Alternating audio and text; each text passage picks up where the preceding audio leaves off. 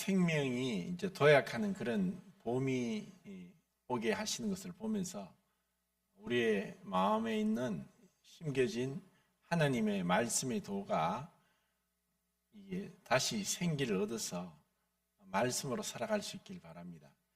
오늘 요한복음 94번째 시간이고 지난 시간에 한 동일한 말씀 요한복음 16장 23절 24절에서 기도, 헌신, 기쁨이라는 제목으로 교제하겠습니다. 기도가 참 얼마나 또 중요한지 또 다른 각도에서 또 기도에 대해서 말씀을 보겠는데 우선은 요한복음 16장 23절 24절 다시 한 목소리를 읽고 교제하겠습니다. 시작.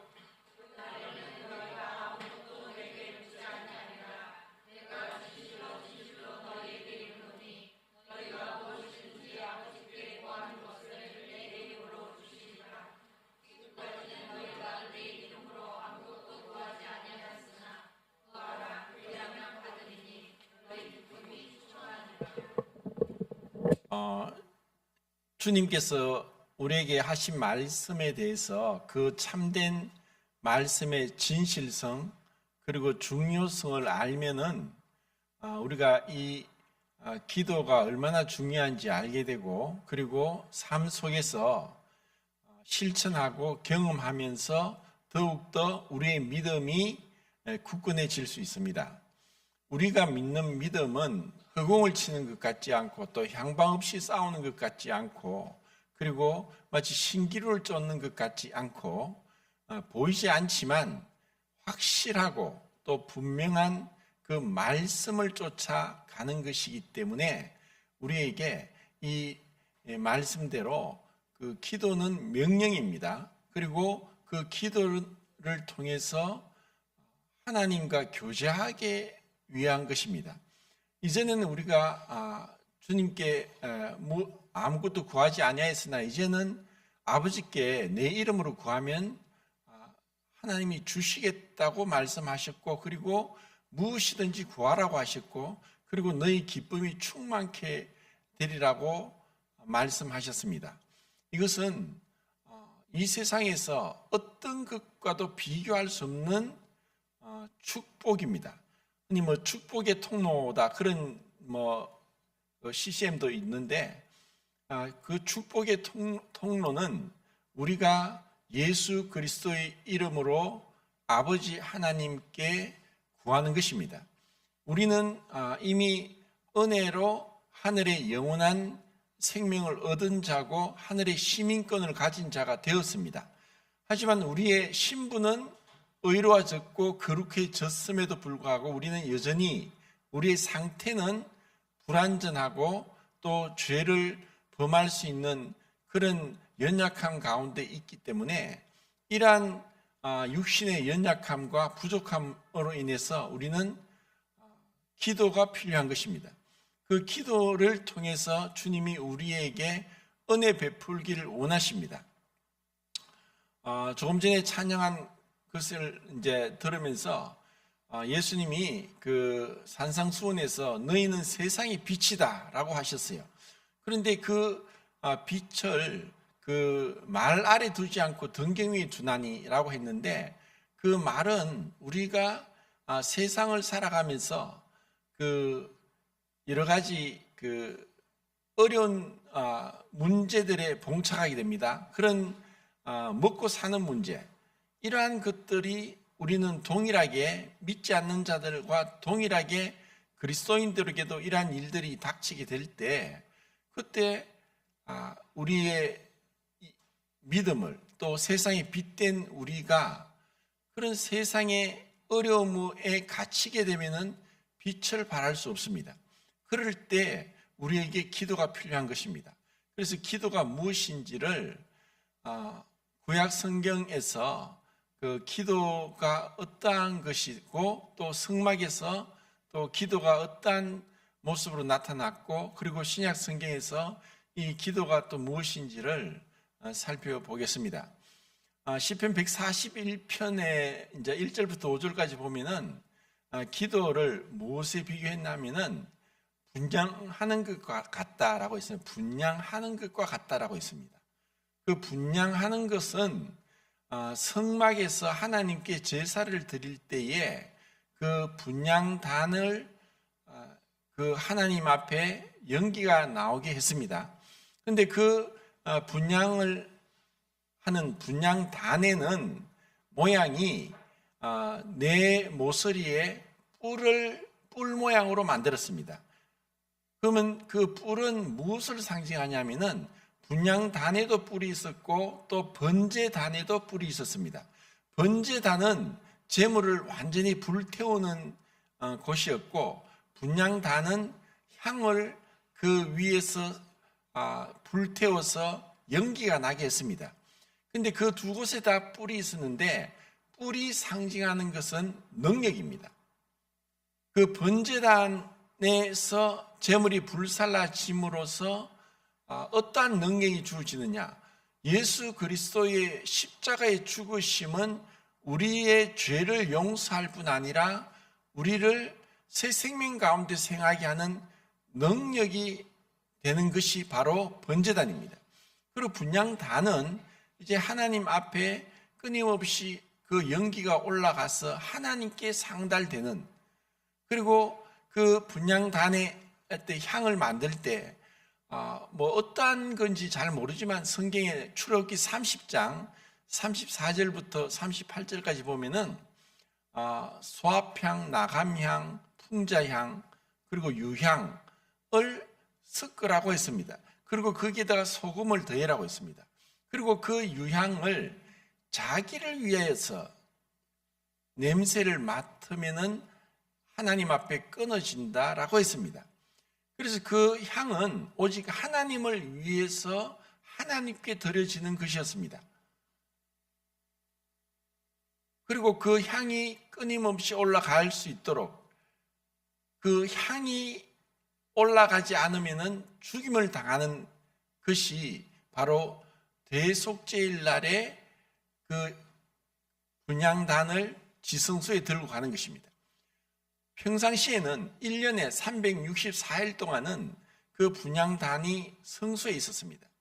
그런데 그 1년에 딱 하루, 대속죄일인 7월 10일 날 대제사장이 대제사장의 에봇 옷을 벗고 제사장의 세마포 옷만 입고 제일 먼저 그 분향단의 향을 불태우면서 연기가 나는 분향단을 그 성소에서 휘장 안에 넣어서 속죄소 앞에 두었습니다. 그리고 그 속죄소의 지성소에 분향단의 연기가 가득 올라감으로 인해서, 연기로 인해서 대제사장이 지성소에 하나님 앞에 나갔음에도 불구하고 죽지 않을 수 있었습니다. 그것은 대제사장이라는 신분을 하나님이 주셨지만 그가 여전히 죄가 있기 때문에, 그리고 인간으로서는 그 거룩하시고 영원하시고 완전하시고 또 지존무상하신 그 하나님 앞에 나가서 살 자가 없습니다. 죽을 수밖에 없는 우리의 연약함과 불완전함과 죄악됨으로 인해서 그 연기가 가려져서, 우리가 보기에 가려졌지 하나님께는 다 보이시지만 그 연기로 인해서 대제사장이 죽지 않게 되었습니다.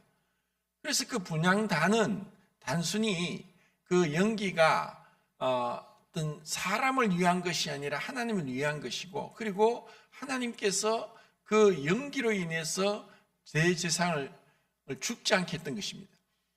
그래서 그 분향단을 속죄소 앞에 두고 뒷걸음질 쳐서 휘장을 지나 성소로 나왔습니다. 그것은 하나님이 얼마나 거룩하신 분인가, 얼마나 두려운 분이신가, 그리고 그분 앞에 나가서 나를 보고 살 자가 없다, 가까이 가지 못할 빛에 거하시고 아무 사람도 보지 못하고 볼 수 없는 분이신 그 하나님께 나가지 않으면은 우리의 죄가 용서받지 못하기 때문에 대제사장이 그렇게 분향단을 가지고 지성소에 들어갔던 것입니다. 그리고 다시 나와서 수송아지를 죽이고 그 수송아지의 피를 가지고 다시 지성소에 들어가서 속죄소에 위에 7번, 앞에 7번 뿌려서 자기의 죄를 속죄했습니다. 그리고 다시 나와서 염소 2마리를 제비 뽑습니다. 한 마리는 아사셀을 위하고 한 마리는 여호와를 위해서. 그래서 아사셀을 위해 뽑힌 염소는 정한 사람에 의해서 멀리 그 안수를 하고 백성들의 죄를 다 전가시키고 멀리 광야로 내보내서 다시는 돌아오지 못하게 하고 낭떠러지에 죽게 하는 것이 아사셀의 염소였습니다. 그리고 여호와를 위한 염소는 죽여서 그 피를 가지고 다시 지성소에 들어가서 속죄소 위에 7번, 앞에 7번 뿌려서 백성들의 죄를 속죄했습니다. 이것이 대속죄일 날에 대제사장이 드리는 속죄의 그 일이었습니다.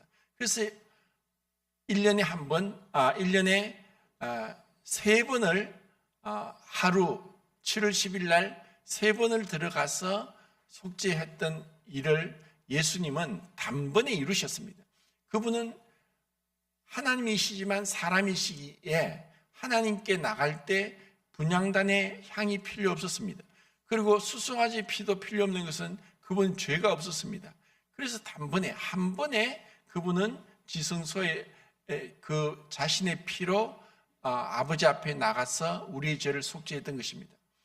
그러면 이러한 그 기도가 마치 구약 시대에 제사를 드릴 때 그 분향함과 같다라고 시편 141편에 나온 것처럼 그 향이 뜻하는 것은 하나님 앞에 그 제물이 불태워지거나 분향단의 향이 살라져서 연기가 나거나 그것은 모두가 다 하나님이 기뻐하신 것이다 라고 하신 겁니다. 자, 레위기를 한번 찾아보겠습니다. 레위기 1장 9절입니다.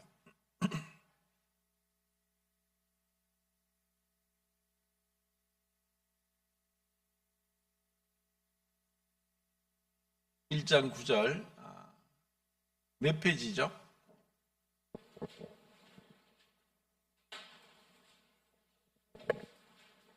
예, 읽겠습니다. 시작. 1장 9절 시작. 제사장은 그 전부를 제단 위에서 불살라 번제를 드릴지니 이는 화제라 여호와께 향기로운 냄새니라. 참 그 이상한 그 말씀 같은데 어떻게 이 제물이 불살라져서 완전히 불살라지는데 하나님이 그것을 향기롭다.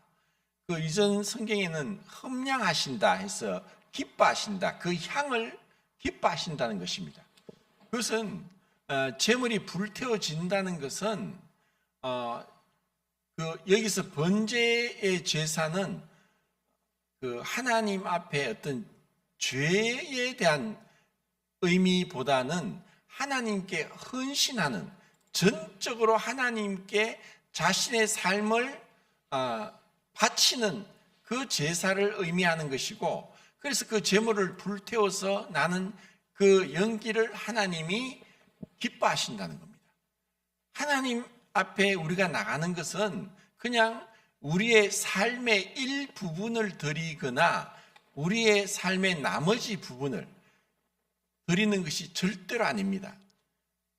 하나님 앞에는 첫 번째, 그래서 제물도 아벨이 제사를 드릴 때도 양의 첫 새끼를 드렸다고 했습니다. 처음 난 것, 가장 귀한 것, 먼저를 하나님께 드리는 것입니다. 그래서 먼저 우리는 하나님 앞에 내 마음과 뜻과 힘과 정성을 다해서 하나님을 사랑하라고 하신 그 말씀대로 우리는 우리의 모든 것을 주님께 드릴 때 그때 주님이 기뻐하신다는 것입니다. 그럼 왜 그것을 기뻐하실까? 하나님은 완전하신 분이기 때문에 우리의 어떤 불완전함을 원치 않습니다. 그리고 그렇게 하나님이 우리를 사랑하신 것도 우리를 위해서 모든 걸 사실 바쳤습니다. 아버지는 독생자를 아낌없이 주셨고 그 예수 그리스도는 우리를 위해서 하나님 보좌를 버리시기까지 인간의 몸을 입고 자기의 모든 것을 우리에 내 주셨습니다. 그런 사랑을 하신 분이기 때문에 우리에게도 온전한 것을 요구하시는 것입니다. 이것을 기뻐하신다는 거죠. 자, 그리고 그 뒤에 6장 15절, 레위기 6장 15절 보겠습니다. 6장 15절 시작.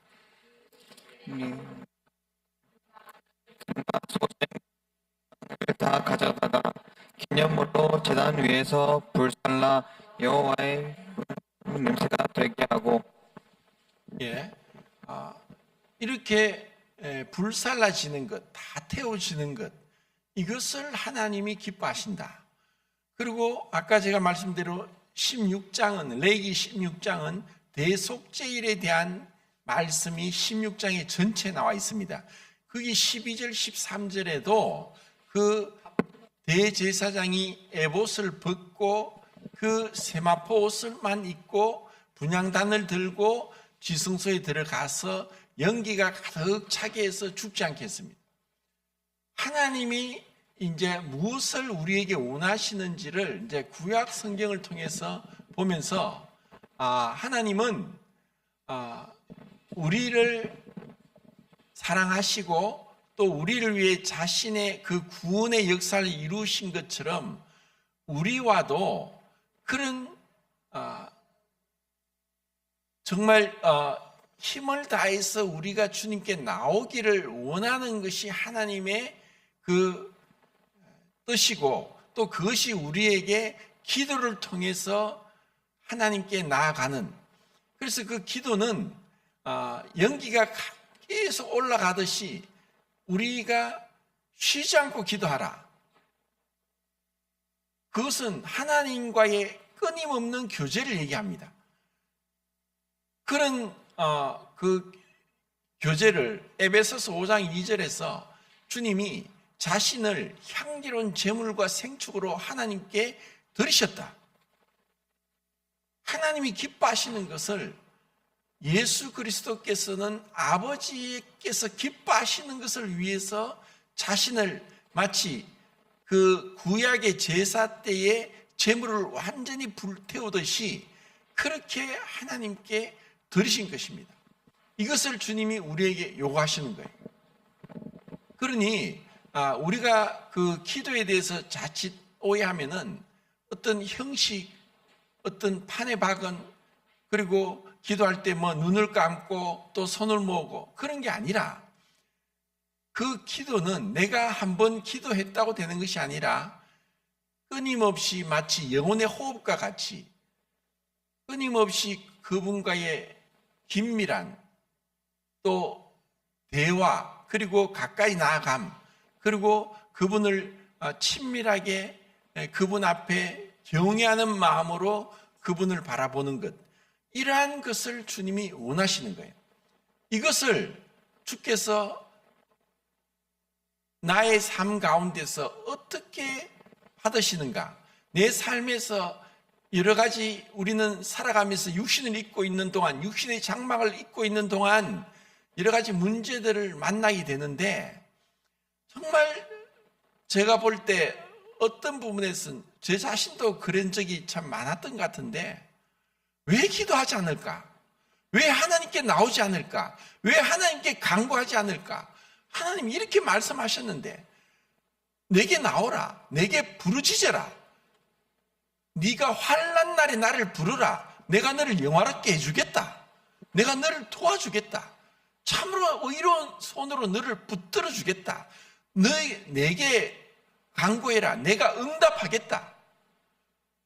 귀를 만드신 분이 듣지 않으시겠느냐? 입을 만드신 분께서 말씀하지 않겠느냐? 손을 만드신 분께서 구원하시지 않겠는가? 그분은 우리를 도와주길 원하시는 거예요. 그래서 때로는 우리에게 이런 고난이 오고 어려움이 오는 것은 하나님의 축복인 거예요. 세상 기준에서는 모든 게 만사형통하고 잘 되면 좋은 것 같지만 그게 다가 아니라는 거예요. 제가 지난 시간에도 만사형통 모든 게 좋다면 그것은 우리를 더 나태하게 하고 우리를 더 하나님 앞에 나가지 못하게 하는 거예요. 육신이 그런 거예요. 정말 어렵고 힘들 때 내가 내 스스로 내 자신을 의지하지 못할 정도로 정말 하나님 앞에 전적으로 엎드러지고 깨어지고 부서지고 불살라지는 것, 그것이 기도가 마치 분양함과 같다는 것이에요. 그리고 빌립보서 4장 6절 7절에도 그렇기 때문에 너희가 아무것도 염려하지 말고 너희 구할 것을 감사함으로 하나님께 아뢰라. 그리하면 평강의 하나님이 너희 마음과 생각을 지키시리라. 우리가 누구에게 기도합니까? 창조주 하나님, 전지전능하신 하나님, 절대자 하나님, 그리고 모든 것을 알고 모든 것을 우리에게 주시기를 아끼지 않는 그 하나님. 제가 수요일 날도 그렇게 교제를 했었는데 그 모세가 하나님 앞에 나갈 때 하나님을 이름이 무엇입니까? 하나님 얼굴을 보기를 원합니다. 그랬을 때 나를 보고 살자가 없다. 그리고 나는 여호와다. 나는 긍휼히 이길 자를 긍휼히 이기고 불쌍히 이길 자를 불쌍히 이긴다 라고 그렇게 말씀하십니다. 그래서 그 긍휼이라는 단어가 나오는데 긍휼이라는 그 한자가 노아의 자손들이 한자를 만들었기 때문에 그 한자 창세기에 있는 그 말씀을 그리고 모세오경에 있는 말씀을 한자로 다 풀이가 됩니다. 그것이 굉장히 성경적이고 한자를 우리가 풀이할 때 성경을 알고 하나님을 아는 자들이 이 한자를 만들었다는 것을 우리는 알 수 있어요. 그래서 긍휼이라는 단어가 우리가 잘 쓰지는 않지만 하나님은 긍휼히 여기시는 하나님이다. 우리를 긍휼히 여기시는 하나님이다. 그리고 그 팔복 중에도 긍휼히 여긴 자는 긍휼히 여김을 받을 것이며 라고 했을 때 그 긍휼은 자랑할 긍자에 불쌍히 휼자입니다. 그리고 뜻은 우리를 불쌍히 여기고 돌보신다 이런 뜻인데 그 긍자가 창모자를 쓰고 그리고 이제 금자를 씁니다. 그리고 왜 그 긍자가 창을 왜 쓰느냐? 휼자를 쓸 때는 마음심을 쓰고 피혈자를 씁니다. 그게 불쌍히 여기는 휼자입니다. 그러니까 그 긍휼을 글자 그대로 분해해서 그 뜻을 보면은 지금 창으로 심장을 찔러서 피를 낸다는 거예요. 하나님의 사랑이 언제 나타났느냐? 우리가 아직 죄인 되었을 때 그리스도께서 우리를 위해 죽으심으로 하나님께서 우리에게 대한 자신의 사랑을 확정하셨다. 그 십자가에서 하나님의 사랑이 나타난 거예요. 자기를 죽는 데까지 내어줄 정도로 우리를 사랑하셨다는 거예요. 아버지가 독생자를 아낌없이 내어주기까지 우리를 사랑하셨다는 거예요. 그 사랑을 나타내는 거예요. 그런 사랑을 우리가 받은 자이기에 그 하나님을 사랑하는 것은 내가 좋을 때 내가 다른 걸 다 해놓고 여분의 시간으로 나가는 게 아니라는 거예요.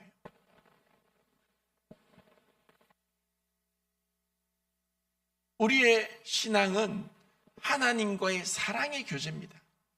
사랑의 그 미래를 즐기는 것이고 다른 누구도 끼어들 수 없는 그분과만의 친밀한 그 연애의 어떤 감정이 다다를 수 없는 그 깊고 친밀하고 달콤하고 아름답고 숭고하고 그리고 견실한 그 사랑의 교제를 나누는 것이 바로 주님과의 기도의 시간인 것입니다. 그때는 우리는 마치 이 우주를 주관하고 있는 하나님의 그 능력의 그 날개 위에서 유유자적 이 세상을 바라보듯 비록 우리가 육신을 입고 있지만 장차 우리에게 주어질 그 영광의 그날을 상상하면서 그리고 그 한 손으로는 별의 수요를 헤아리시고 한 손으로는 상심한 자의 마음을 고치시고 삼으시는 그 인자하신 그 하나님을 우리가 아버지로 모시고 그분을 친구로 여기며 그분 품 안에서 그분과 어떤 그리낌 없이 담대함으로 믿음으로 그분과 교제를 하는 거예요. 그럴 때 우리는 이 세상의 많은 문제들, 고난들, 또 우리가 닥치게 될 그런 험한 시험들, 유혹들로부터 자유케 되고 이제는 안식할 수 있고 평안이 오고 문제는 여전히 있을지라도 주님으로 인해서 우리가 완전히 이 새롭게 함을 잊게 된다는 것입니다. 이것을 그 빌립보서에서 그 빌립보서를 한번 찾아보겠습니다. 빌립보서 4장 18절.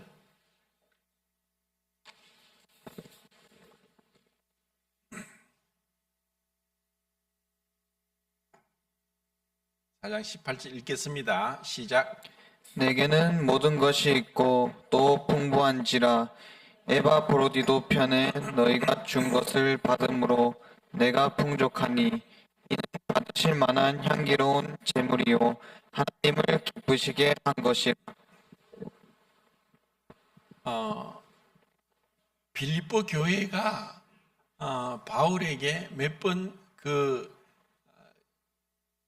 헌금을 했다고 나오고 있어요.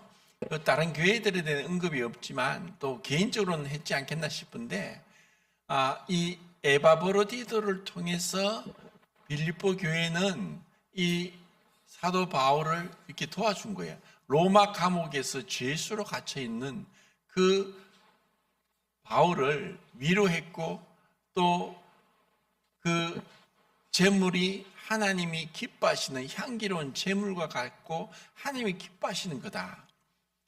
결국 우리의 헌신은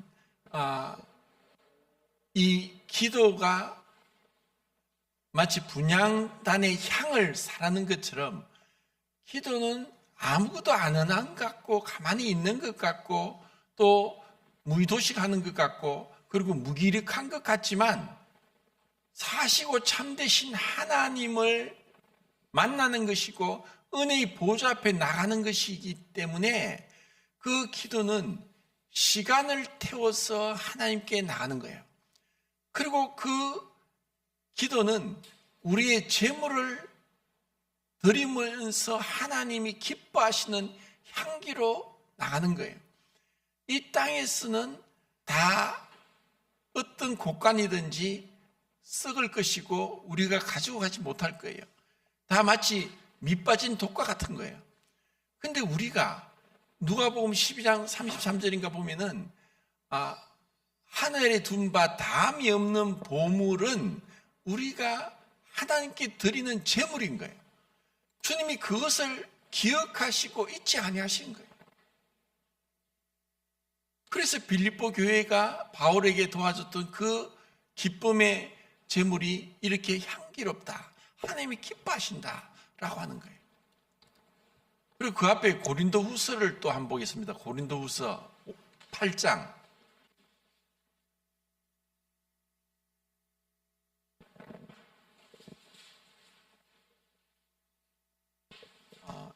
1절부터 5절까지 읽겠습니다. 1절부터 5절까지 292쪽입니다.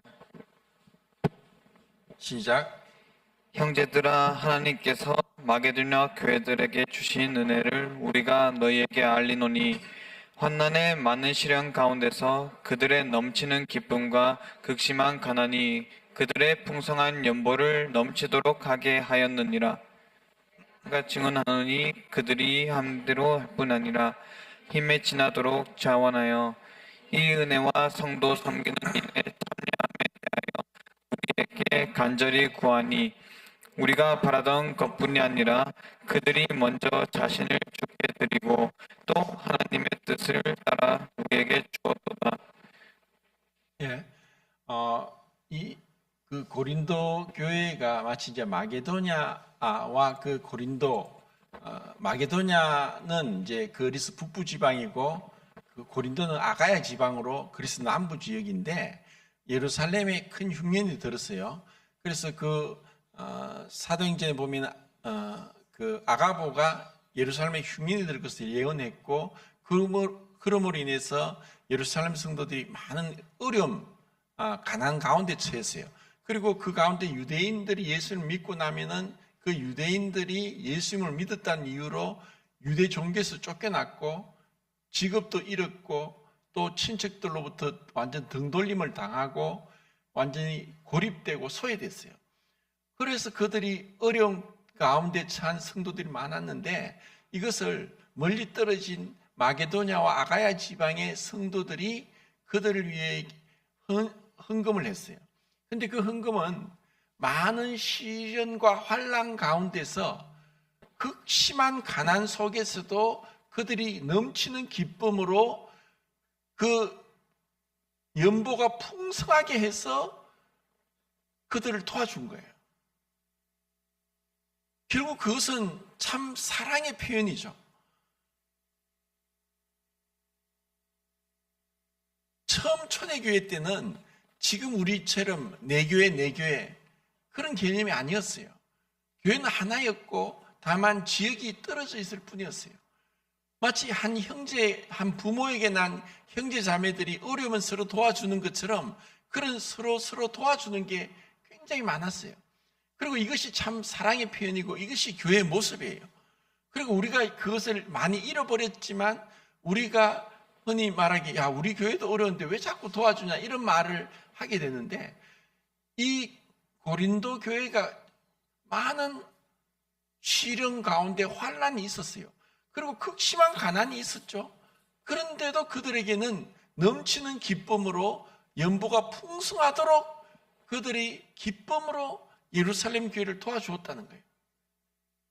이것이 주님 앞에 우리가 기도하는 것은 시간을 드리는 거고 우리의 물질을 드리는 거고 우리 자신을 드리는 거예요. 우리가 하나님께 나가는 것은 먼저 우리 자신을 드릴 때 그때 우리에게 있는 것들이 따라오는 거예요. 그리고 우리에게 있는 소유물은 다 주님의 것이에요. 왜냐하면 주님이 풀어버리면 다 날아갈 거래요. 그리고 우리가 죽을 때 그걸 가져갈 수 없어요. 그래서 우리는 이러한 물질을 가지고 정말 기쁨으로 그 초대교회 성도들이 한 것처럼 그러니까 우리가 이런 마음을 가진다면은 그게 바로 그리스도의 마음이에요. 그리고 주님은 부유하신 분으로 우리를 위해 가난하게 되신 것은 가난은 우리가 부욕해 하기 위함이라. 주님은 우리를 부욕해 하기 위해서 그분이 가난하게 되셨어요. 그분은 모든 걸 가지신 분인데 우리를 위해서 모든 것을 행하실 수 있는 분인데 여호와에게 넘지 못할 일이 있겠느냐? 그분 다 하실 수 있는 분이에요. 그런데 왜 그분이 약해서 십자가에 죽으셔서 마치 힘이 없는 자처럼 죽으셔야 했던가? 그것은 죽음 아래 있는 자들을 놓아주기 위하고 그들을 해방시키기 위함이고 우리에게 죽음으로부터 벗어나서 부활 생명을 주기 위한 거라는 거예요. 이것을 우리가 알 때 우리는 주님께 먼저 우리 자신을 드릴 수 있는 거예요.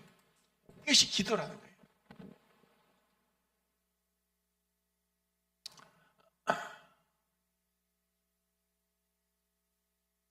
에베소서 5장을 한번 보겠습니다. 아까 제가 말씀드린 건데 에베소서 5장 2절 315쪽입니다. 읽겠습니다. 시작. 그리스도께서 너희를 사랑하신 것 같이 너희도 사랑 가운데서 행하라. 그는 우리를 위하여 자신을 버리사 향기로운 제물과 희생 제물로 하나님께 드리셨느니라. 그래서 우리가 무엇을 위해 우리 인생을 드리느냐? 지금 언제부턴가 그 금요 화상 기도회에 여러 성도들이 들어와요. 그래서 같이 기도를 하는데 오랫동안 저와 조영짐이 저희 부부와 또 조영전 부부가 그렇게 해왔었는데 언제까지 이렇게 할 거냐 이런 답답함도 있었고 아쉬움도 있었고 그리고 또 뭐 안타까움도 있었죠. 그런데 언제부턴가 이제 성도들이 들어와서 같이 기도를 하는데 이 여러 성도를 위해서 기도하라. 정말 우리가 이렇게 이제 예배당에서 주일날 나와서 같이 예배를 드리고 하지만 하나님 앞에 우리 성도들 이름을 하나하나 부르면서 그리고 그들이 낸 기도 제목을 그리고 그들이 정말 간절히 원하는 그 기도 제목을 우리가 하나님 아버지 앞에 예수 그리스도의 이름으로 기도하고 간구하는 것, 이것이 참된 사랑이고 이것이 얼마나 주님이 기뻐하시는지 모르는 겁니다. 우리가 어떻게 이 땅에서 그 그리스도의 사랑을 실천하느냐? 주님은 자기를 버리사 향기로운 제물과 생축으로 하나님께 드리셨어요. 자신을 드리셨어요. 근데 우리가 그 기도는 시간을 드리는 거고 내 의지를 드리는 거고 내 그 열정을 드리는 거고 내 삶을 드리는 거예요. 주님이 이것을 받으시는 거예요. 그리고 이것을 이제 훗날에 우리는 알게 될 거예요. 우리가 정말 이 여러 성도를 위해서 기도하고 하나님 앞에 아랬던 것들이 그분께서 다 받으시고 또 그것을 기억하시고 또 그것을 우리에게 대갚아 주실 거다. 결코 하나님은 빚지는 분이 아니시다. 우리가 행한 것을 기억하시고 갚아주신다. 자, 계시록을 보고 마치겠습니다. 계시록 8장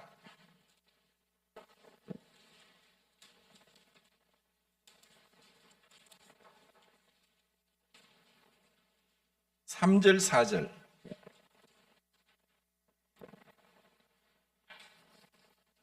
3절 4절 시작.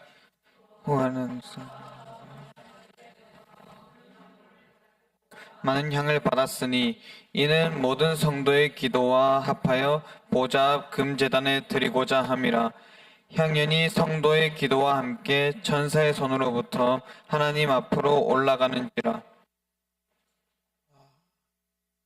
자, 우리는 누구에게 기도하느냐?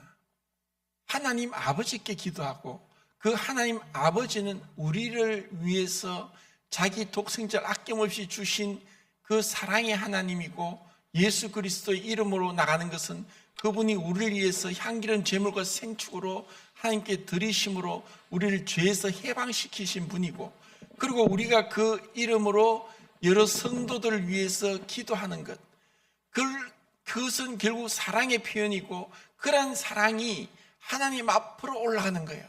그리고 하나님께서 그것을 받으시는 거예요. 그리고 그것을 응답하시겠다고 약속하신 것이에요. 그리고 이것으로 인해서 우리에게 기쁨이 더해질 것이다. 너희가 기쁨이 충만하리라. 왜냐하면 하나님이 이것을 기뻐하시니까 그 하나님이 이것을 기뻐하시듯이 이제 우리가 이런 기도를 통해서 문제 해결을 하고 주님께 의탁하고 우리의 아버지께서 도와주신다. 우리 아버지께서 들으셨다. 우리 아버지께서 응답하신다. 그리고 우리에게 기쁨을 주신다고 하셨다. 이것이 참 신앙의 아름다운 모습이고 그리고 행복한 비결은 바로 이러한 기도 가운데 있다는 것을 우리는 알 수 있습니다. 이상입니다.